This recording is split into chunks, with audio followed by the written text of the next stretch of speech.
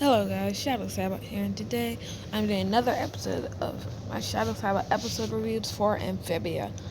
And I decided to leave the intro running as I do my intro because I think it's really nice.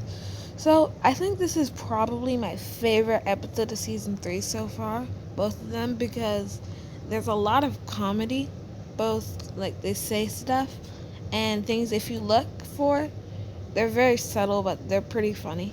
And then this has some of the most action packed scenes of the whole show, which I really, really like. And guys, let's begin. So, fight at the museum.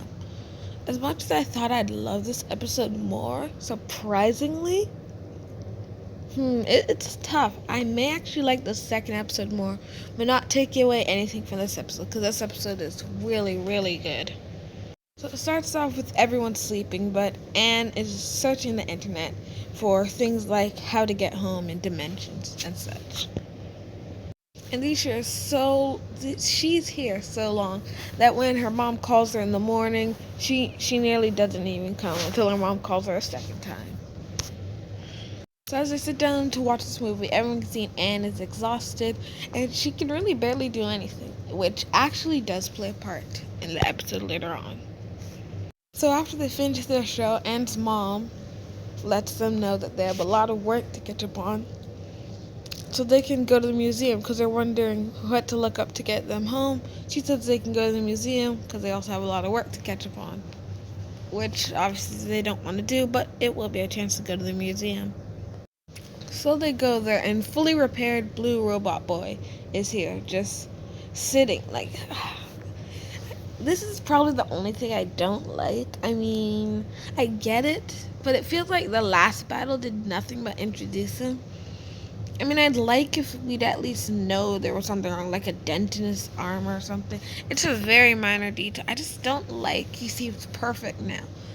I could confuse this for them sending another one, I mean. But now I know he's going to be a constant antagonist as he shows up in both of these guys. Both of the episodes back to back. So basically, he's just there, waiting. So they go to the museum, explore a bit, and Anne's really tired. So then they find this pot, which looks like one of Sprig and Polly's ancestors, which we can see. What's really interesting is that it looks like Vikings. So, I'm really interested, because this tells us it's probably ancestors, and Sprig and Polly's parents may have actually died. I don't know, but they probably did. Seeing as if they're around in Viking times and both times are normal, this is probably very, very long ago as well. So then they meet the museum person. I think her name's Dr. Jan, and what happens is, after a while, Sprig's about to ask if she knows anything about dimensions and such. And Anne, of course, quiets Sprig and says she hates the museum. Which Dr. Jan, though finds kind of insulting, just says to call her if you need any more help. So they do the only reasonable thing someone would do if they had to look at pottery and they could have to hide it from everyone else. They're gonna steal it. I find that hilarious. They just decide to steal it, and Hop Hop, of course, doesn't like this, but goes along with it anyway. And Anne tells her mom she's doing homework, and that's where I love this comedy. Like, the mom says she doesn't believe her, but bye. It's all again to costumes, and Hop Pop distracts the first two guards by dressed up looking like a cat and running away with someone's shoe. And they dodge a bunch of lasers, and Sprig shuts off the cameras. But as Sprig shuts off one of the cameras, for a split second, he's shown. And I don't know if I mentioned this before, I probably didn't, but the long robot right now is just hanging on a satellite dish, looking at all images around the whole state. So, when he sees this, he immediately springs into action.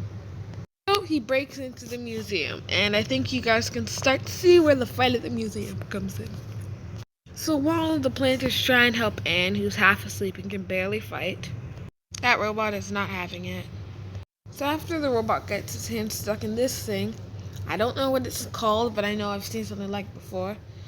Hop Pop lowers it down, which actually chops off the robot's arm.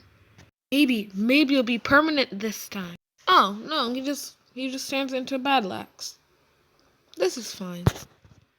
So Anne uses a master plan to lure the robot into the center fighting her, and then has the planters drop a giant, I don't know what they're called. Like, it's those things you always see in stereotypical museums, the giant bone structure.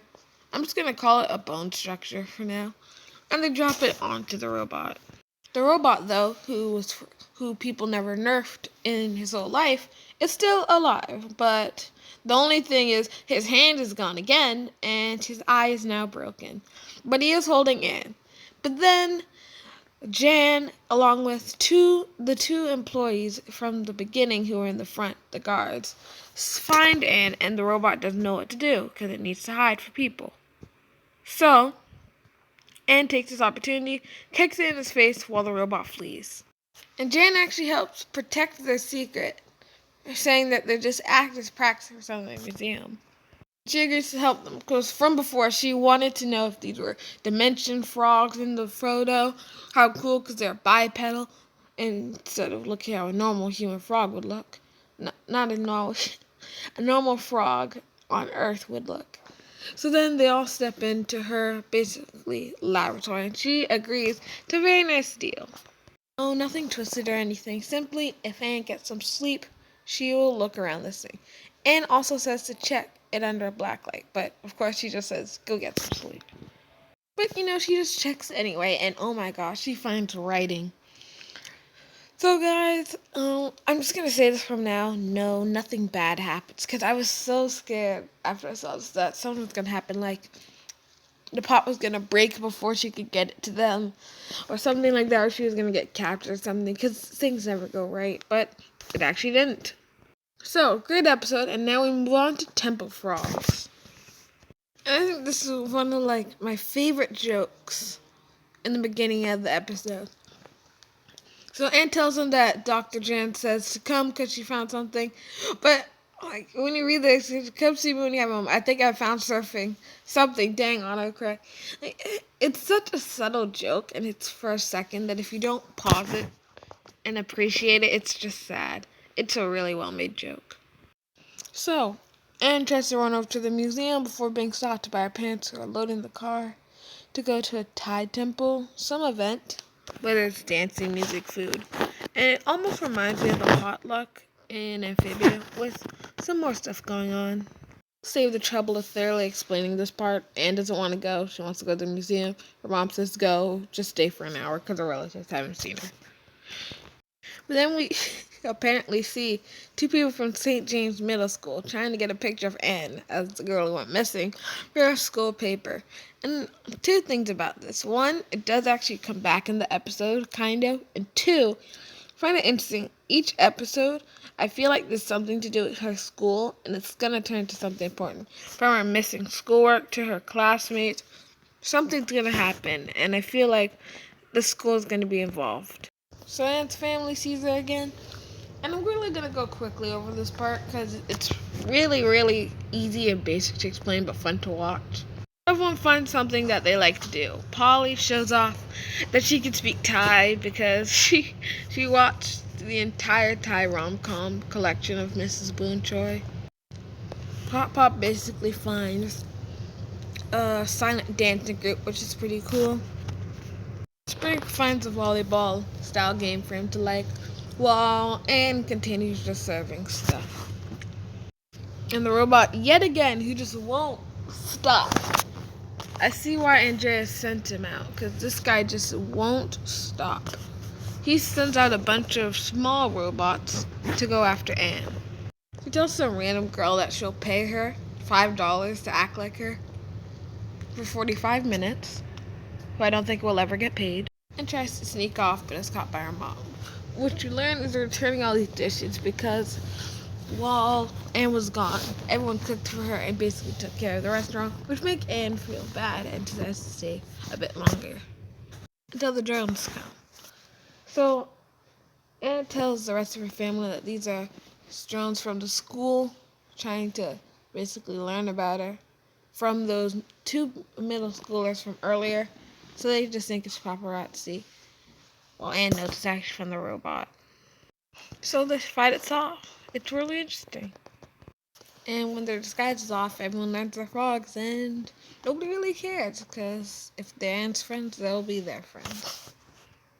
Then they actually decipher the message, because she brings it here, and for some reason, Anne has Marcy's notebook. I don't know if that was established she was holding on to it, but she does.